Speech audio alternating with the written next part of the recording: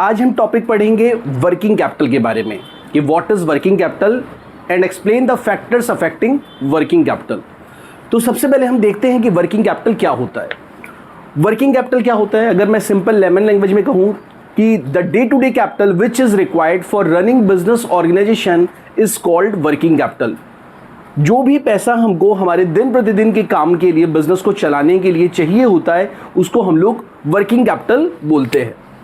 और अगर इसी बात को अगर हम अकाउंटिंग के सेंस में, फाइनेंशियल अकाउंटिंग के लैंग्वेज में, मैनेजमेंट के लैंग्वेज में बोले तो हम बोलेंगे excess of current assets, excess of current assets over its current liabilities is called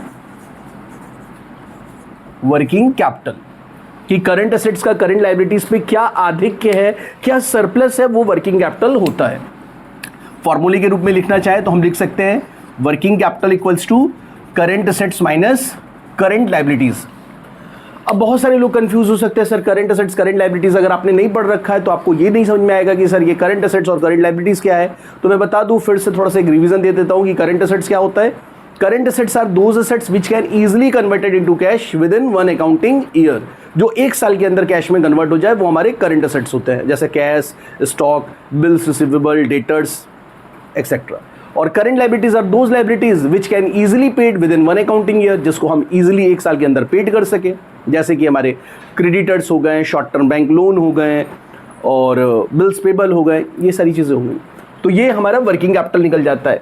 working capital हमारे डे टू डे कैपिटल्स होते हैं जो हमारे बिजनेस को रिक्वायर्ड होते हैं बिजनेस को चलाने के लिए। कौन कौन से फैक्टर्स हैं जो अफेक्ट करते हैं हमारी वर्किंग कैपिटल्स रिक्वायरमेंट्स को। तो ये पहला फैक्टर आता है हमारा नेचर ऑफ बिजनेस। बिजनेस का नेचर क्या है, नेचर ऑफ बिजनेस। अगर आपका बिजनेस जो है मैन्युफैक्चरिंग नेचर का है, ठीक है, आप मैन्युफैक्चरिंग का बिजनेस खोले हो तो आपको वर्किंग कैपिटल ज़्यादा लगेगा। अदरवाइज आप रेडीमेड प्रोडक्ट बेच रहे हो तो आपको वर्किंग कैपिटल की रिक्वायरमेंट कम होगी। इसके अलावा आपका स्केल ऑफ ऑपरेशंस कितना बड़ा है, आप लार्ज स्केल पे बिजनेस कर रहे हो तो आपको मोर वर्किंग कैपिटल की रिक्वायरमेंट होगी, आप स्मॉल स्केल पर कर रहे हो तो आपको कम वर्किंग कैपिटल की रिक्वायरमेंट होगी। तो नेचर ऑफ बिजनेस हो गया, स्केल ऑफ ऑपरेशंस हो गए। इसके अलावा आपका आता है सीजनल फैक्टर्स भी अफेक्ट करते हैं आपकी बिजनेस वर्किंग कैपिटल की रिक्वायरमेंट्स को।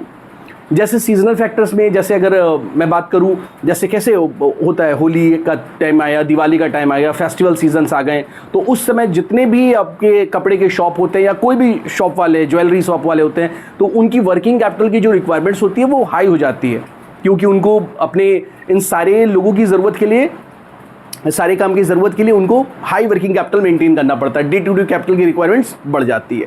तो बहुत सारे ऐसे फैक्टर्स हैं, प्रोडक्शन साइकिल हुआ, क्रेडिट अलाउड हुआ, ऑपरेटिंग एफिशिएंसी हुआ, अवेलेबिलिटी ऑफ रॉ मटेरियल्स हुआ, ग्रोथ प्रोस्पेक्ट्स हुए। तो ये बहुत सारे ऐसे फैक्टर्स हैं जिनसे वर्किंग कैपिटल की रिक्वायरमेंट बढ़ सकती है या घट सकती है। तो ये वीडियो अभी तो मैं एक शॉर्ट में बना रहा हूँ, मैं इसका फैक्टर्स अफेक्टिंग का वीडियो एक अलग से मैं लेके आऊँगा पूरा टॉपिक, जिसमें मैं आपको पूरे फैक्टर्स को अच्छे से एक्सप्लेन करूँगा।